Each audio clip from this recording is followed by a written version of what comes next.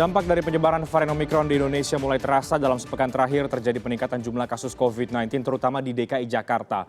Mayoritas kasus Omikron adalah imported case dari para pelaku perjalanan luar negeri. Bagaimana media memotret fenomena kenaikan kasus COVID-19 dan penyebaran varian Omikron? Tepatkah kebijakan yang sudah diambil oleh pemerintah sebagai langkah preventif? Saya akan diskusikan pada malam hari ini. Seperti biasa di akhir pekan kita akan melihat dari kacamata editorial para jurnalis senior. Malam hari ini bergabung bersama dengan kami di CNN Indonesia Newscast ada Mbak Dewi Savitri, Standard and Practices dari CNN Indonesia. Selamat malam Mbak Dewi Savitri, apa kabar Mbak? Selamat malam Renhard, apa kabar? Kabar baik. Terima kasih. Baik, terima kasih Mbak Dewi Savitri sudah bergabung dan juga ada Mas Adi Prinantio, redaktur pelaksana harian Kompas. Selamat malam Mas Adi, apa kabar? Selamat malam Mas Renhard.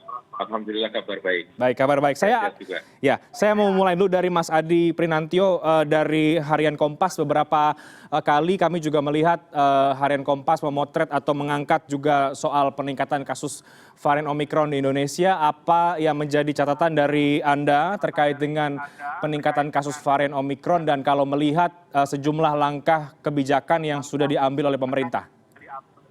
Ya, yang pertama ada sejumlah kebijakan. Yang pertama itu larangan WNA dari 14 negara untuk masuk ke Indonesia. Kemudian yang kedua adalah optimalisasi dari isolasi ya, ruang isolasi dan sebagainya, termasuk optimalisasi rumah sakit darurat Wisma Atlet.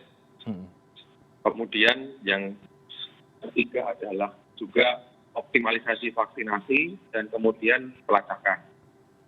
Nah, memang di satu sisi kita sudah lebih baik ya, sudah lebih siap Indonesia dengan varian Omikron daripada ketika varian Delta. Salah satu yang juga menjadi penentu adalah persentase vaksinasi terhadap penduduk yang sudah mencapai 100 juta lebih. Oke. Nah, kemudian yang kedua adalah kesiapan pemerintah dan juga masyarakat terkait 3T ya, testing, tracing, dan treatment. Jadi kalau dulu ketika katakanlah di awal-awal pandemi dan ketika varian Delta menyerang, itu kan budaya menyediakan fasilitas isolasi dan sebagainya belum sesiap sekarang.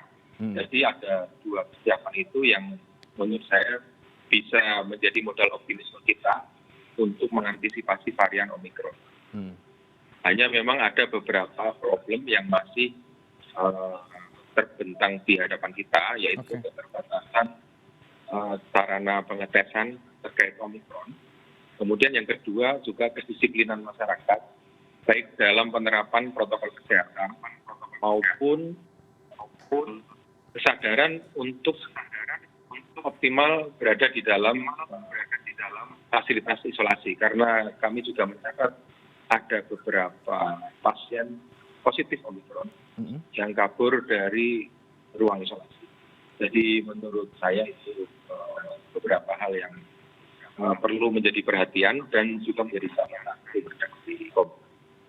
Oke, baik. Mas Adi bicara soal larangan WNA negara dan juga beberapa negara ya, dan juga isolasi. Kita tahu beberapa kali dalam sepekan atau bahkan 2 pekan lebih berganti-ganti jumlah hari untuk isolasi yang ditetapkan oleh Satgas atau BNPB. Bagaimana Anda melihat soal itu? Apakah itu kebijakan yang tepat merubah masa waktu isolasi atau kemudian ini justru menimbulkan kebingungan yang baru? Dan soal bagaimana kesiapan dari Vaskes yang tadi juga Anda singgung bahwa sepertinya memang kita sudah lebih siap ya untuk menghadapi varian Omikron ini. Ada perubahan jumlah karantina ya, hari karantina dan hari itu memang menjadi perdebatan. Jadi kalau menurut saya sebetulnya standar di Indonesia yang selama ini masih cukup restriktif dalam hal penerapan jumlah karantina, sebaiknya tetap dipertahankan seperti ini. Jadi misalnya kalau pemerintah sudah menetapkan jumlah hari ideal adalah 10 hari, ya tetap saja 10 hari dan sebaiknya konsisten di situ. Karena salah satu hal yang membuat Indonesia diapresiasi dalam penanganan ini, salah satunya adalah terkait bagaimana meredam mobilitas warga dari luar negeri, termasuk dalam hal ini penerapan karantina. Jadi katakanlah teman redaksi yang juga waktu itu pulang dari Polandia untuk meliput konferensi TOP, itu juga harus menjalani karantina dalam jumlah sesuai yang ditentukan. Kemudian teman wartawan yang pulang dari meliput Olimpiade Tokyo juga sampai di Jakarta juga harus isolasi sesuai dengan jumlah hari yang ditentukan sebelum akhirnya sampai ke rumah. Jadi saya pikir kedisiplinan itu yang membuat dunia luar itu juga mengapresiasi Indonesia selain jumlah penduduk yang divaksinasi yang presentasinya sudah bagus. Jadi menurut saya sih konsistensi dalam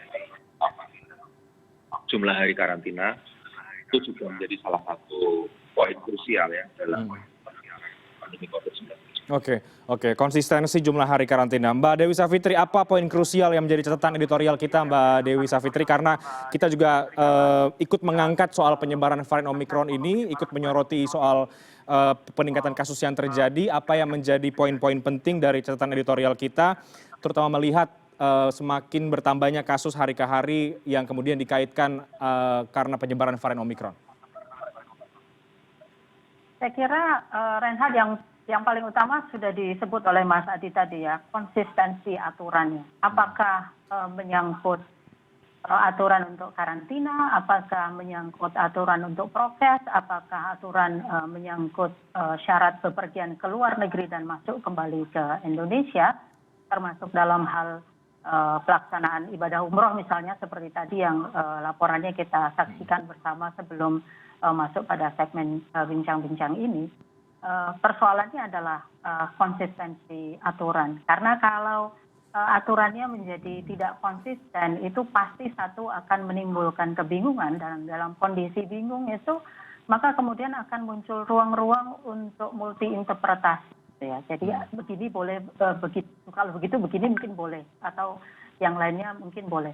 Maksud saya begini, misalnya dalam hal ketika pemerintah membatasi perjalanan umroh, sudah 2 tahun tidak boleh umroh, kemudian antriannya sudah mencapai 59.000 orang, dan kemudian diumumkan bahwa umroh sudah dibolehkan dengan catatan yang cukup panjang gitu ya, syarat dan ketentuannya. Ada banyak pertanyaan loh. Ini satu dari top 5 countries ya yang repatriasinya, yang kedatangannya di Indonesia menyebabkan kasus Omikron melonjak itu adalah Arab Saudi. Kenapa justru kita mengizinkan orang pergi ke Arab Saudi? Nah, itu satu pertanyaan. Tapi ada pertanyaan lain. Negara lain yang juga menyebabkan hal yang sama, Amerika Serikat, itu sama sekali tidak ada larangan perjalanan ke Amerika. Jadi sepanjang orang bisa memenuhi syarat dan ketentuan untuk bepergian ke Amerika, dia bisa saja pergi ke Amerika gitu. Jadi kalau mau piknik ke Amerika boleh, kenapa untuk umroh tidak boleh gitu? Jadi satu dan lain hal yang berkaitan dengan konsistensi aturan ini yang sudah kita saksikan berkali-kali bisa menjadi sumber persoalan. Dan di sini di CNN Indonesia kita selalu mempertanyakan bagaimana dengan konsistensi aturannya. Kita sadar betul bahwa situasinya itu sangat dinamis ya, karena pandemi dari hari ke hari, aturan hari ini bisa tidak cocok untuk besok atau besok tidak cocok untuk hari ini gitu. Tetapi kita ingin melihat ada benang merah yang jelas sehingga ketika ini disampaikan kepada publik, publik memahami bahwa yang diharapkan adalah A dan karena itu aturannya yang mengikuti A. Bukan aturannya A, tapi kemudian yang terjadi di lapangan prakteknya menjadi B atau C atau malah D gitu. Itu membingungkan dan kemudian kontraproduktif. Saya kira kalau posisi kita begitu. Oke, baik Mbak Dewi, tapi perjalanan luar negeri yang terjadi, kita tahu juga bahwa kasus yang ada mayoritas kemudian memang datang dari imported case. Nah, apakah memang pemerintah perlu mengkaji kembali soal aturan perjalanan luar negeri, termasuk juga soal umroh, dan bagaimana kita melihat soal masih banyaknya masyarakat yang memang punya keinginan untuk melakukan perjalanan ke luar negeri, entah untuk kepentingan apapun, mungkin turis dan lain sebagainya. Di tengah sebetulnya sudah ada imbauan bahwa lebih baik kemudian tidak berpergian ke luar negeri. Ya, ini sekali lagi, ini pertanyaannya kemudian jadi kan agak bingung jatuhnya. Kementerian Kesehatan, Bu Siti Nadia misalnya bolak-balik ya, kalau tidak sangat urgent tidak usah bepergian ke luar negeri. Kalau mau piknik di dalam negeri saja dan sebagainya. pada kenyataannya kemudian yang tadi saya sampaikan itu, Amerika ya negara dengan kasus Omikron tertinggi di dunia itu kanalnya tidak benar-benar ditutup. Jadi sekarang kalau muncul kanal yang membolehkan perjalanan ke Arab Saudi untuk umroh, yang tentu saja juga sangat beresiko gitu ya, itu akan sulit mengatakan bahwa ya untuk menghindari risiko kita menutup kanal ini gitu. Nah, bagaimana dengan yang lain-lain? Jadi dalam kondisi seperti ini pemerintah kalau kita lihat barangkali perlu setiap hari pertama komunikasinya harus jelas. Oke, Amerika boleh karena begini, Arab Saudi boleh karena begini. Jadi publik itu diajak bicara dan kemudian dikasih tahu reasoningnya apa. Kenapa penting untuk membuka atau menutup itu reasoningnya apa. Yang kedua, ketika sudah diambil keputusannya, maka harus menjadi sangat konsisten.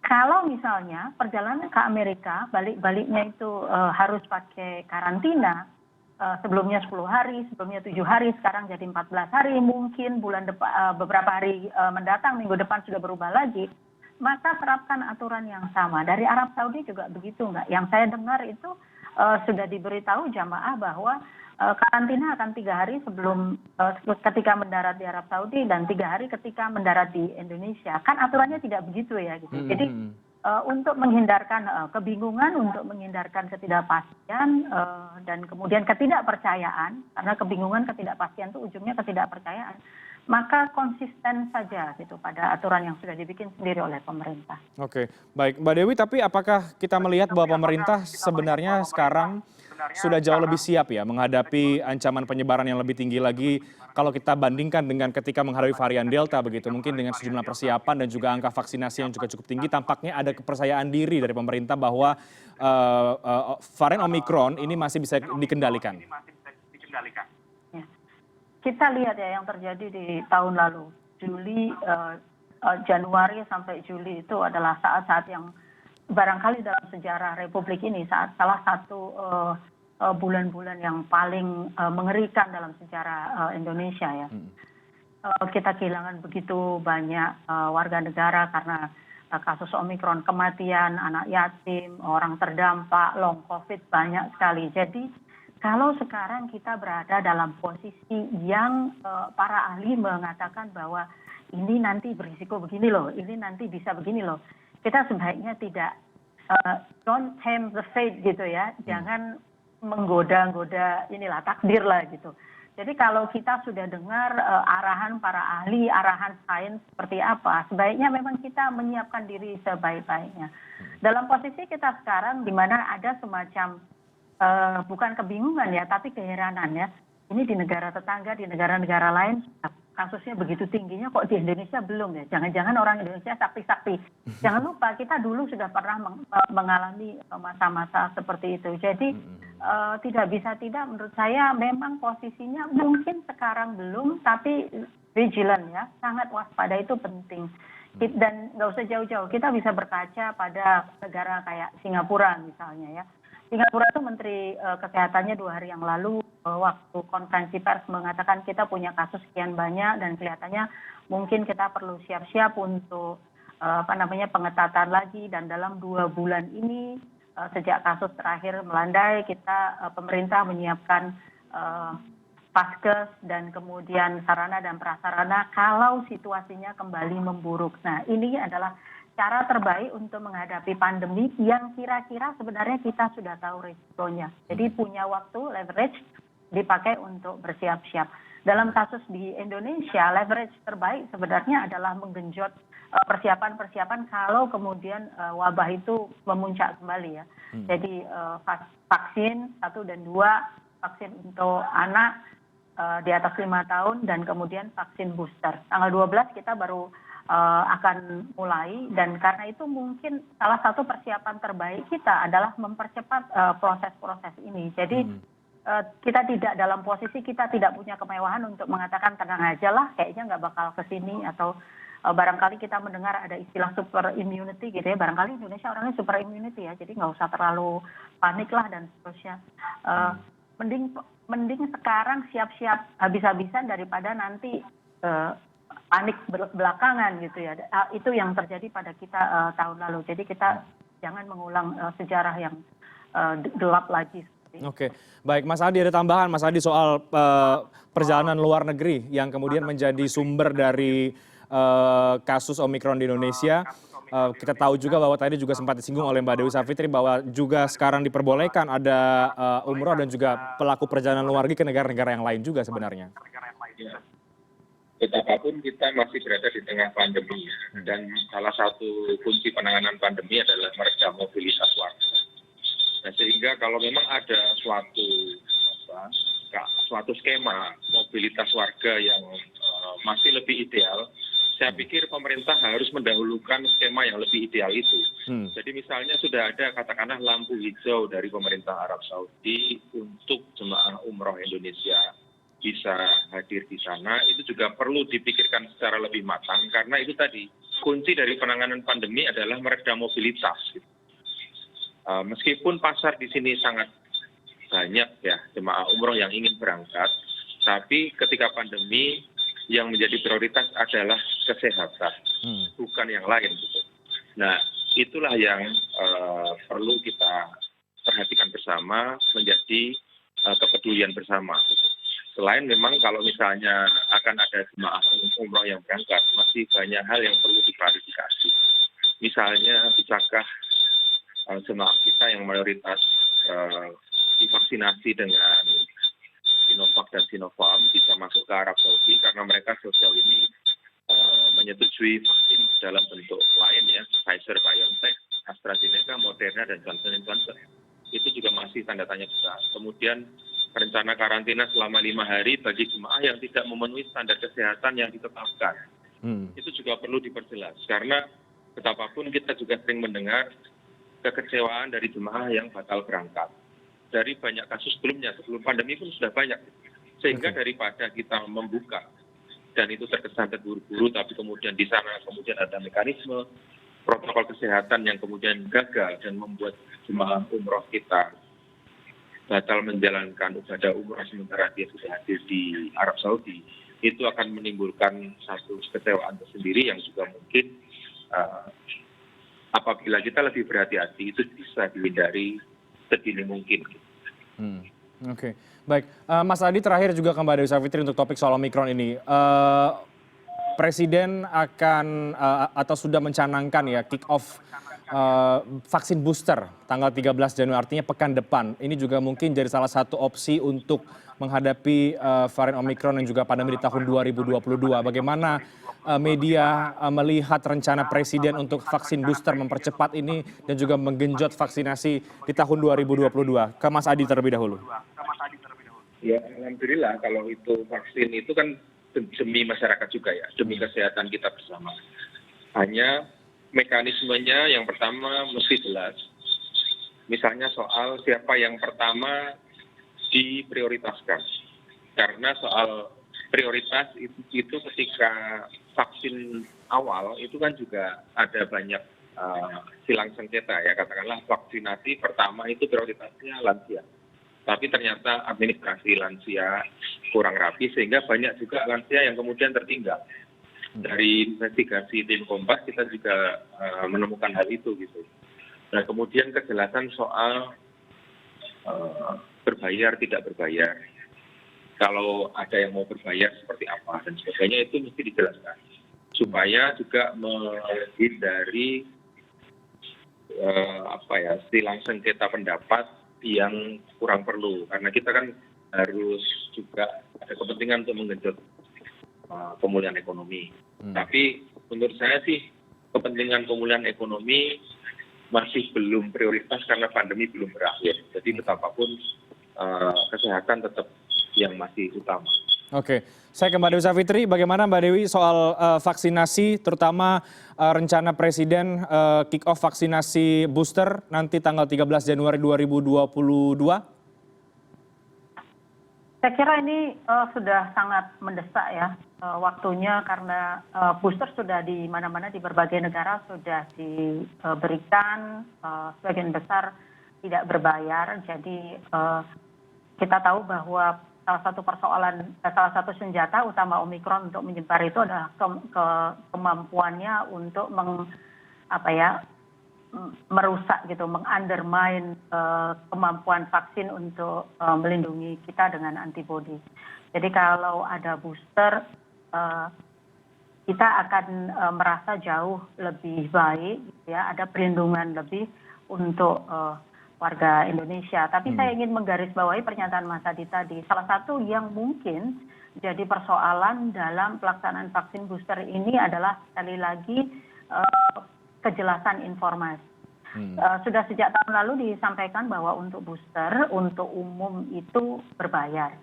Sementara kita tahu bahwa banyak yang mungkin tidak akan bisa membayar, dan karena itu mungkin mereka akan luput dari fasilitas booster kalau tidak diberikan secara gratis. Kita tahu bahwa untuk mereka ini, kelompok ini, nakes, kemudian lansia, kemudian mereka yang iuran BPJS-nya dengan pembayaran dibayari oleh pemerintah itu mendapatkan gratis. Nah, bagaimana dengan kelompok yang di luar itu tapi tidak mampu? Jadi BPJS-nya tidak dibayar pemerintah, tapi mereka pada posisi yang rentan, sehingga kalau harus berbayar maka mereka pilih tidak gitu. Padahal kelompok ini juga barangkali akan sangat rentan juga terhadap penularan Omikron. Karena itu penting dipikirkan secepatnya bagaimana kick off-nya itu supaya langsung bisa digenjot di mana-mana boosternya, karena kita tahu sampai saat ini pun pelaksanaan vaksin yang 1, 2, dan anak-anak itu belum sampai pada taraf maksimal yang kita harapkan ya. Jadi kalau tambah booster itu berarti maka akan tambah aktivitas kerja lagi gitu. Jadi bagaimanapun kan waktunya tidak banyak, jadi memang mesti dipercepat. Jadi pertama dengan informasinya diperjelas oleh pemerintah, dan kemudian bila dimungkinkan dipikirkan bagaimana memfasilitasi mereka, kelompok rentan yang tidak sejauh ini tidak masuk dalam daftar untuk dibantu dengan booster gratis tadi. Oke, Mbak Dewi, informasi yang tidak jelas ini yang sebenarnya bagaimana Mbak yang disampaikan oleh pemerintah, termasuk juga soal mekanisme ya, ini mungkin bisa menjadi masukan catatan dari kita, dari media untuk pemerintah yang memang akan melaksanakan vaksinasi booster, karena tampaknya juga masih belum jelas informasi yang diberikan kepada publik tentang pelaksanaan vaksin booster ini. Ya. Saya kira kalau untuk saya sendiri ya, di kalangan tempat saya tinggal itu sudah ada pertanyaan. Katanya mau ada booster, katanya harus bayar, berapa bayarnya, dan kemudian katanya gratis gitu ya. Jadi ada pertanyaan-pertanyaan semacam itu yang menurut saya sangat penting untuk segera direspon oleh pemerintah, terutama kan karena tinggal sebentar lagi dan karena memang kebutuhan kita terhadap booster sangat tinggi. Yang selama ini terjadi kan untuk vaksin 1 dan 2 relatif aksesnya mudah ya. Jadi ketika dikoordinir di kelurahan misalnya, dikoordinir di puskesmas misalnya, semua orang yang datang dengan KTP, dengan KK itu akan dilayani ya, sepanjang itu sesuai dengan minimal daerah domisilinya, atau bahkan di berbagai tempat lain yang punya KTP, yang punya KK masuk saja gitu. Itu akan sangat berbeda dengan booster kalau masih memakai mekanisme yang sudah disampaikan pemerintah. Hanya mereka yang eligible untuk mereka yang layak mendapatkan vaksinasi booster gratis saja yang boleh dapat gratis, yang lainnya harus bayar. Nah, ini bagaimana pengaturannya? Siapa sih orang-orang ini? Bagaimana kita bisa ngecek apakah saya eligible untuk yang gratis atau harus yang bayar? Kalau yang bayar harus di mana? Kalau yang gratis harus di mana dan kapan? Informasi-informasi mendasar semacam ini saya kira Reinhard yang perlu cepat disampaikan pada publik. Oke, baik. Jadi ada sejumlah catatan dari kita sebagai media terhadap penyebaran varian Omikron dan juga langkah pemerintah untuk menghadapinya. Beberapa tadi soal aturan karantina yang harus konsisten, kemudian juga program vaksinasi, dan pemerintah yang kemudian harus sekali lagi mendengarkan arahan dari para pakar dan juga peneliti dalam menghadapi ancaman penyebaran varian Omikron. Kita masuk ke topik berikutnya, Mbak Dewi Savitri dan juga Mas Adi, yang juga tidak kalah menarik dan juga menjadi sorotan publik pekan ini adalah soal peleburan atau integrasi lembaga Eijkman ke BRIN yang dinilai kemudian juga dalam tanda kutip mematikan lembaga penelitian BRIN, tapi kemudian itu sudah dibantah oleh BRIN sendiri. Bagaimana kita melihat polemik ini sebetulnya? Newscast akan segera kembali usai jeda.